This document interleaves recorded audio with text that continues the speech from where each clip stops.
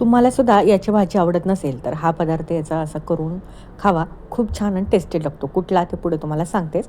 त्या अगोदर संध्याकाळच्या स्नॅक्समध्ये मी मात्र मखाणाना फ्राय करून खात असते. कधी-कधी, रोज नाही. आता इकडं बाहेरचं वातावरण एवढं छान झालं होतं, म्हटलं चला मखाणा फ्राय केलेलाच आहे, त्याच्यासोबत ग्रीन टीसुद्धा घ्यावा. ग्रीन टी आणि मखाणा मस्त असं बाहेर बसूनच मी एन्जॉय केला आणि थोडा वेळ मोकळी हवा घेतली. नंतर आले घरात. आता संध्याकाळच्या जेवणासाठी म्हटलं हा भोपळ्याची भाजी तर आमच्या घरात ना कोणीही खात नाही. तर तुमच्या घरात सुद्धा असंच आहे का? असेल तर असा पदार्थ हा नक्की तुम्ही बनवा. तर साल काढून घेतलं, भोपळा छान किसून घेतला, 1 वाटी गव्हाचं पीठ, 1 वाटी बेसन आणि अर्धा वाटी ज्वारीचं पीठ आणि 2 चमचे मोठे ना असे बघा हे पांढरे तीळ घालायचे, थोडीशी हळद घालायची, धने पावडर घालायची, भरपूर सारी कोथिंबीर घालायची, मीठ चवीनुसार घालून घ्यायचं आणि आलं, लसूण, मिरची याची पेस्ट घालायची तुमच्या तिखट आवडीनुसार. छान असं मळून घ्यायचं आणि मस्त याची थालीपीठ बनवायची.